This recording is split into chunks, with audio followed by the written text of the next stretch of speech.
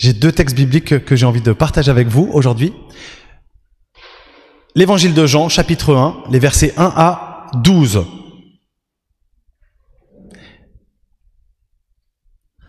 Au commencement était celui qui est la parole de Dieu. Il était avec Dieu, il était lui-même Dieu. Au commencement, il était avec Dieu. Dieu a tout créé par lui et rien de ce qui a été créé n'a été créé sans lui. En lui résidait la vie. Et cette vie était la lumière des hommes. La lumière brille dans les ténèbres et les ténèbres ne l'ont pas étouffée. Un homme parut, envoyé par Dieu. Il s'appelait Jean. Il vint pour être un témoin de la lumière afin que tous les hommes croient par lui. Il n'était pas lui-même la lumière, mais sa mission était d'être le témoin de la lumière. Celle-ci était la véritable lumière, celle qui, en venant dans le monde, éclaire tout être humain. Celui qui est la parole était déjà dans le monde puisque Dieu a créé le monde par lui. Et pourtant le monde ne l'a pas reconnu. Il est venu chez lui et les siens ne l'ont pas accueilli. Certains pourtant l'ont accueilli, ils ont cru en lui et à tout cela, il a accordé le privilège de devenir enfant de Dieu. Amen. Je vais prendre juste un deuxième texte. Vous savez, l'évangéliste Jean, il a aussi écrit des lettres. Et dans ces lettres, il a écrit, je vais prendre un petit verset qu'on trouve en fait, qui revient plusieurs fois dans ces lettres. Je prends juste un verset dans la deuxième épître de Jean, verset 7. Un grand nombre de personnes qui entraînent les autres dans l'erreur se sont répandues à travers le monde. Ils ne reconnaissent pas que c'est pleinement humain que Jésus est venu. Qui fait partie de ces gens est trompeur, c'est l'Antichrist. Amen. Voilà, c'est une parole très très dure de Jean. Jean, il se bat là dans ses lettres. Il se bat avec des gens qui ne reconnaissent pas que ce Jésus qui est venu, était pleinement un homme. Et ça, je voudrais parler de ça avec vous aujourd'hui, de manière hyper claire. Jean est très clair. C'est très important de reconnaître que ce Jésus qui est venu était un homme, un vrai homme. Et donc, c'est pas juste une espèce de puissance spirituelle cachée dans le corps d'un homme. C'est un vrai homme. En toute chose, c'est un homme. Et dans l'Évangile, Jean a écrit que, en fait, ce Dieu était là depuis la création et par la puissance de son Fils, il a créé le monde et que c'est autant voulu, autant marqué par la naissance de Jésus que Dieu est venu à la rencontre des hommes dans la peau d'un homme, dans la chair d'un homme, et en tout, il était semblable à un homme. Qu'est-ce qui est fondamental? Pourquoi Jean, il s'est battu comme ça? Nous, j'ai l'impression que c'est pas forcément les combats qu'on mène tous les jours. Moi, ce que j'ai rencontré plutôt, parmi les chrétiens, c'est tous les chrétiens qui sont séduits par des écrivains, des pensées qui leur disent « Oui, en fait, tu sais, Jésus, c'était vraiment un homme, mais c'était un homme magnifique, un homme extraordinaire, un homme qui était vraiment un prophète. Et c'est en ça qu'il ressemblait à un Dieu. Mais Jésus n'était pas Dieu. » Ça, c'est des choses que vous pouvez lire en fait chez plein d'hommes qui s'intéressent à la vague un peu mystique et qui trouvent que en Jésus il y a plein de bonnes choses. Je vais vous donner un auteur que je suis sûr que la plupart d'entre vous connaissent, Frédéric Lenoir par exemple, qui est très très influent dans les sphères chrétiennes. Frédéric Lenoir, en fait, il remet en cause la divinité de Jésus. Parce qu'en fait, il présente Jésus comme un super prophète, comme une espèce de mystique, un grand sage. Et du coup, ça lui permet de mettre Jésus à la fois sur un piédestal par rapport aux autres hommes, et en même temps, ça lui permet de mettre Jésus sur un piédestal où il est sur le même piédestal que Bouddha et que plein d'autres sages, peut-être même Martin Luther King ou Gandhi, vous voyez. Et du coup, J'ai un total respect pour Frédéric Lenoir, mais il me semble que je suis sûr, que c'est pas du tout ce que dit la Bible. La Bible dit que Jésus est Dieu, vraiment, pleinement Dieu. Et du coup, j'ai l'impression que nous, ce sur quoi les chrétiens doivent régulièrement, dans notre époque, redire la vérité, c'est non, par pitié, ne faites pas de Jésus simplement un sage. Il est Dieu. Mais c'est marrant parce que c'était pas le combat de Jean. En fait, j'ai l'impression, quand je lis les épîtres de Jean, que Jean, dans ses communautés, il s'est pas retrouvé avec des gens qui disaient « Oh, Jésus, c'est un super bonhomme ». Il s'est retrouvé avec des gens qui disaient « Si il est Dieu, il ne peut pas être un vrai homme. Si il est Dieu, forcément, il est venu, il a pris juste l'apparence d'un homme, mais c'était pas un vrai homme. C'est juste pas possible. » Et en fait, c'est hyper grave. En fait, c'est hyper grave parce que, à vouloir être trop spirituel, on finit complètement éthéré. Et à vouloir être super spirituel, on n'est plus du tout dans la spiritualité biblique. La spiritualité biblique, c'est que notre grand Dieu a condescendu à se faire un petit homme. Et en fait, ça change plein de choses dans la vie. Le théologien Martin Luther, c'est un gars important, notamment dans les églises protestantes. Il a insisté au moment de ses prédications de Noël sur le fait que Marie, elle nettoyait les langes de Jésus.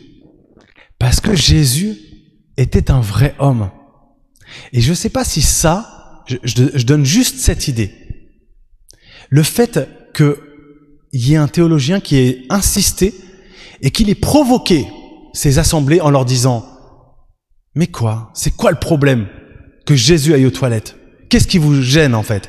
Et si vous êtes gêné par ça, si vous êtes gêné par ce fait, c'est qu'en fait, il y a quelque chose en vous qui accepte pas l'humanité de Jésus.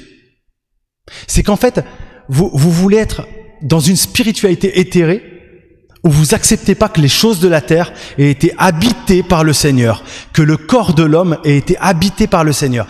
Et ça a des super graves conséquences, en fait, sur notre manière de penser la vie, de penser le monde, de penser la théologie, même de penser la Bible, de penser notre vie avec Dieu. Du coup, en fait, si on est super spi comme ça, il y a les choses de Dieu, le culte religieux, et puis Jésus, le seul motif pour lequel il se serait fait homme, alors c'est des motifs dogmatiques, doctrinaux. Jésus qui se fait homme pour sauver le genre humain de son péché en prenant la place du premier Adam, l'homme pécheur, et en devenant un nouvel Adam. Que des motifs dogmatiques. C'est pas ce que la Bible raconte. La Bible, elle raconte la vie de Jésus. La Bible, pourquoi la Bible, elle aurait autant de passages narratifs dans l'Ancien Testament? Pourquoi elle raconte tout le temps des choses de la vie? Pourquoi la Bible, c'est pas simplement un petit recueil de poèmes, les psaumes, magnifique, extraordinaire, la sagesse de Salomon, magnifique, extraordinaire. Pourquoi c'est pas simplement des poèmes, des lois et de la doctrine? Pourquoi, si vous lisez votre Bible, vous tombez sur autant d'histoires? Pourquoi on raconte la vie des hommes et des femmes? Parce qu'en fait, Jésus est venu habiter parmi nous pour vivre notre vie. La vie d'un homme. Excusez-moi de vous dire, mais pas simplement pour nous sauver de la damnation, du péché, de l'enfer, des motifs comme ça. Moi, vous savez à quel point je suis un fondamentaliste, un orthodoxe, voilà. Mais Jésus est venu pour la vie, pour vivre notre vie, pour partager notre vie. Et c'est ça que la Bible parle. Elle parle en long, en large et en travers de la vie des hommes. Vous savez, dans certaines traditions chrétiennes, par exemple dans le catholicisme ou dans le luthéranisme, on a des listes de textes pour les dimanches. Et dans ces listes de textes, il y a une place qui est prépondérante à la lecture de l'Évangile. Moi, j'utilise pas ces lectures et tout ça. Bon, je fais autrement. Mais dans ces traditions-là, on essaye de faire droit au fait que les 4 évangiles, Matthieu, Marc, Luc, Jean, racontent quelque chose de spécial sur la vie de Jésus. Moi, je suis attaché au fait que je crois que toute la Bible est inspirée et que l'évangile se trouve autant dans l'épître aux Romains que dans l'évangile de Jean. Bon, ok. Mais il y a quelque chose qui est dit. C'est que se concentrer sur le fait que Jésus, il a vécu.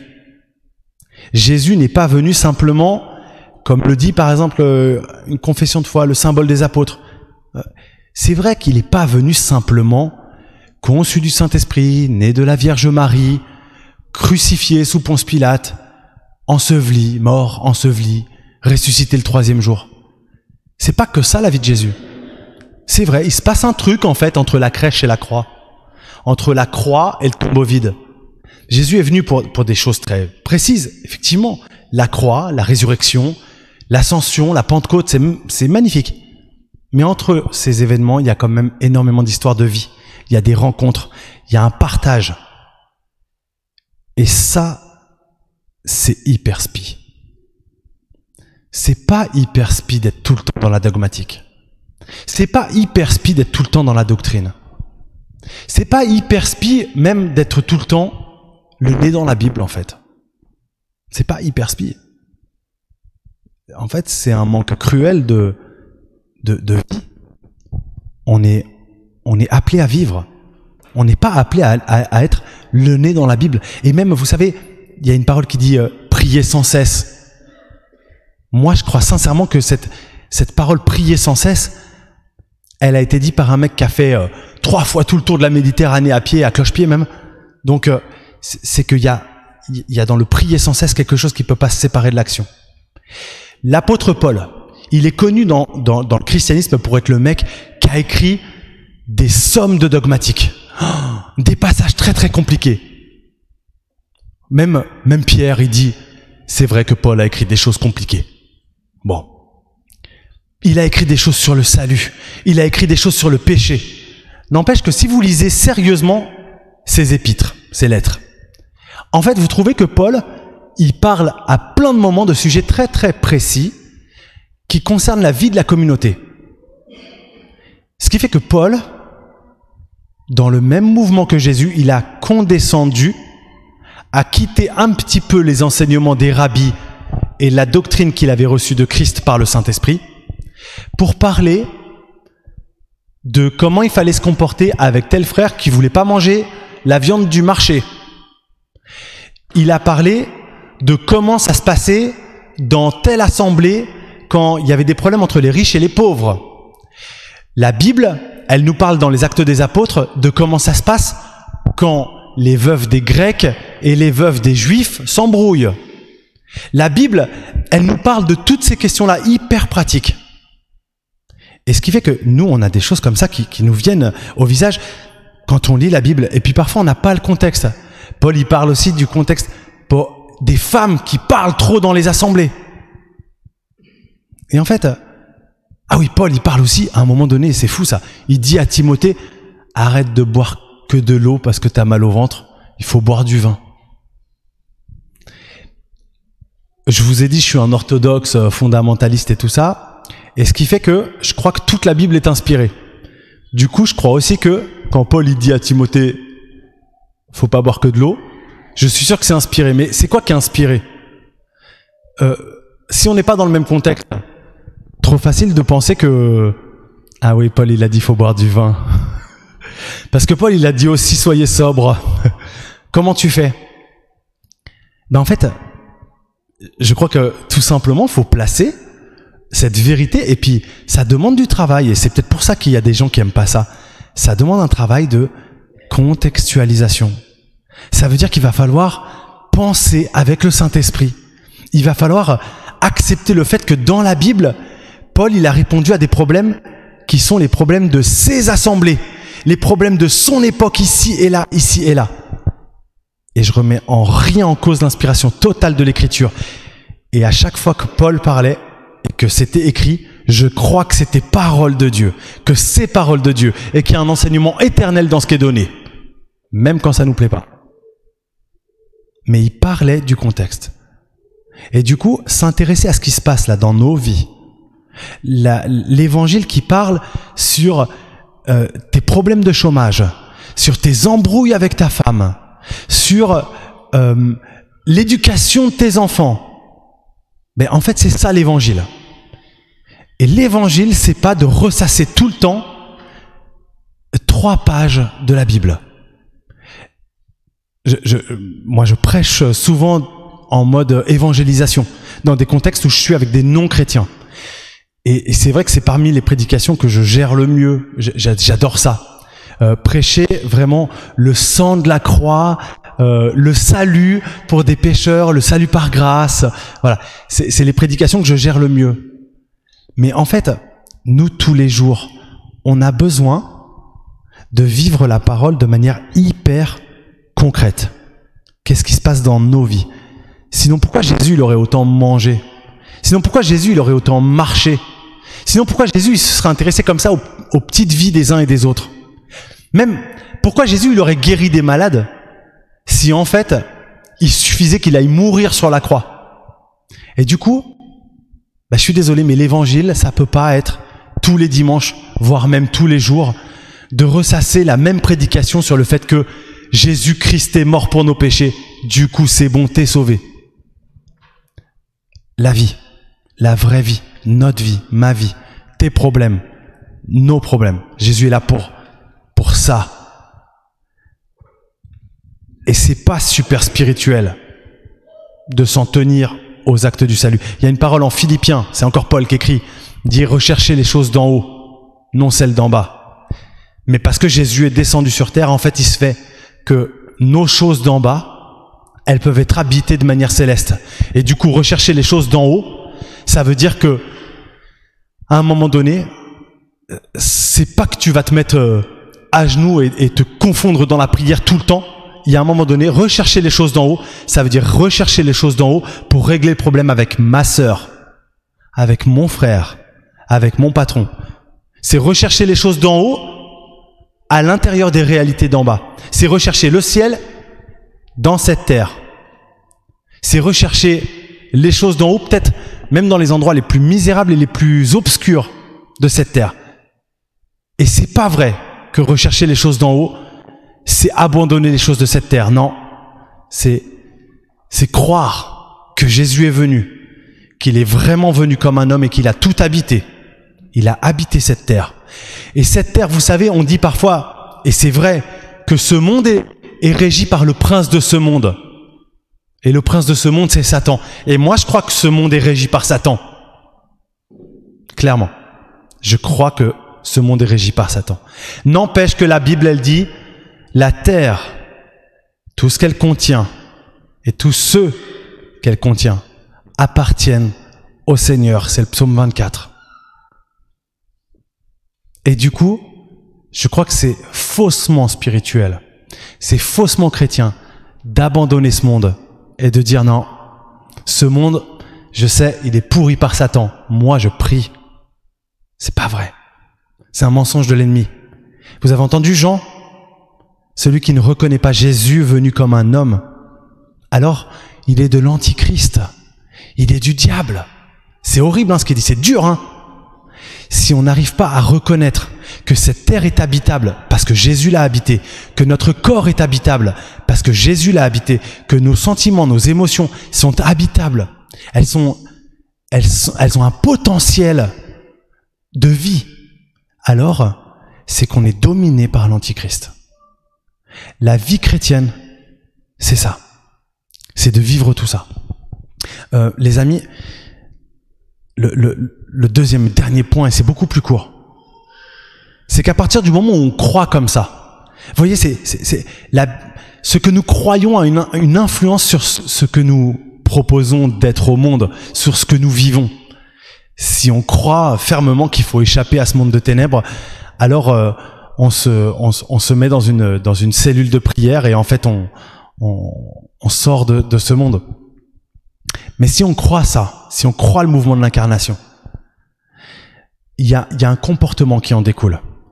Il y a une observation de la Bible qui est différente. en fait, quand on lit, vous savez, on lit toujours avec une clé de lecture. Et c'est vrai même dans la Bible. On lit toujours avec une clé de lecture, ce qui fait que souvent on lit les choses qu'on a déjà lues. Souvent on lit les choses qu'on veut lire. La plupart des gens, quand ils vont dans une librairie, ils lisent des livres qui ressemblent aux livres qu'ils ont déjà lus. Ce qui fait que moi, ça me fait bien marrer quand je vois sur Facebook, oui, lire forge un homme, lire permet d'échapper à l'ignorance, lire permet de grandir et de pas se laisser manipuler. Sauf qu'en fait, la plupart des gens, ils lisent tout le temps la même chose et en fait, ils se confortent dans leurs idées. Comme ça, si le premier livre, il est manipulatoire, ils en lisent 20 autres après. À mon avis. Voilà. Du coup, la question c'est quoi lire, comment lire et avec quelle clé de lecture. Et si on a la clé de lecture de Jésus, vraiment homme, venu pour partager de la vie des hommes, eh ben on fait de plus en plus attentif, on est de plus en plus attentif à la Bible telle qu'elle est, une Bible qui présente un Jésus en action. Une Bible qui présente des histoires de vie, des tranches de vie. Et je pense que dans nos milieux évangéliques, c'est vrai que peut-être, en tout cas, c'est une critique qui est souvent faite à nos milieux évangéliques ou nos milieux calvinistes, c'est d'être trop concentré sur la doctrine et finalement de trop prêcher sur les épîtres de Paul, sur les concepts du salut et pas de pas prêcher assez sur le fait que Jésus a vécu. Si on tient ça pour vraiment sérieux, ça veut dire que notre foi, elle va rechercher l'action. Et c'est ce que je vous invite à méditer pour aujourd'hui. C'est une piste, vraiment. Méditer les pistes d'action. Comment on peut avoir une foi en action. Une foi vivante. Mais vivante, une foi vivante, ça veut pas simplement dire comment je trouve le temps dans ma journée pour lire la Bible. Une foi vivante, c'est comment je passe à l'action. Peut-être que ça veut dire, sortir d'une foi en pensée. Peut-être que ça veut dire aller réellement au-devant des personnes. Peut-être que ça veut dire que au lieu de prier pour une réconciliation future avec telle personne, ça veut dire que demain ou cet après-midi, en fait, je prends mon téléphone. C'est ça la foi en action. À mon avis, ça va jusque-là. Ça veut dire qu'il faut se bouger. Ça veut dire qu'il faut arrêter, à certains moments, il faut arrêter de prier. À certains moments, il faut arrêter d'intercéder. À certains moments, il faut arrêter de méditer.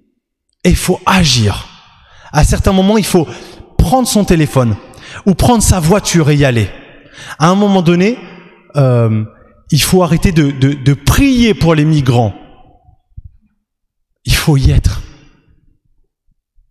À un moment donné, il faut arrêter de penser aux pauvres. Vous savez, par exemple, dans la prière qu'on a, moi je me rends compte que dans ma famille hyper religieuse, on prie tous les midis. Et souvent quand même revient dans la prière de mes enfants ou dans ma prière, cette espèce de phrase pour se déculpabiliser et donne du pain à ceux qui n'en ont pas. Mais parfois, ça fout la honte quand même. Parce que si tu pries tous les midis, tous les soirs, avant chaque repas, et donne du pain à ceux qui n'en ont pas. Mais il y a un moment donné, ça te revient pas quand même en pleine figure qu'il faut y aller un jour? Et que tu peux peut-être contribuer au fait que Dieu est descendu du ciel en la personne de Jésus. Et il est redescendu du ciel en la personne du Saint-Esprit. Et il est censé vivre en toi, dans ton cœur. Et qu'à un moment donné, tu peux pas lui demander quelque chose et l'empêcher d'agir en empêchant tes jambes d'aller jusqu'à là. Rechercher l'action. En fait, c'est vraiment cette paralysie, cet immobilisme dans lequel, moi je crois que c'est Satan qui nous tient parfois dans l'immobilisme. Et il tient nos assemblées chrétiennes, à mon avis, trop souvent dans un immobilisme, en nous donnant cette conviction que être chrétien, c'est partager les bancs, c'est partager la croix autour du cou. Être chrétien, c'est nous mettre en action. Frères et sœurs, je voudrais vraiment conclure que je ne sais pas ce que le Saint-Esprit va mettre sur nos cœurs de décisif ce matin. Parce qu'en fait, chacun, on est dans des sphères d'action différentes. Nos actions, vous savez, encore une fois, c'est pas juste l'église de Saint-Germain. Si vous saviez à quel point elle est peu importante, l'église de Saint-Germain, en fait. Pourtant, moi je l'aime bien cette église. Je me déchaîne beaucoup pour cette église, mais elle est peu importante. Par contre, là où vous êtes, dans votre travail, dans toutes les sphères où vous êtes, c'est là que Jésus vous attend.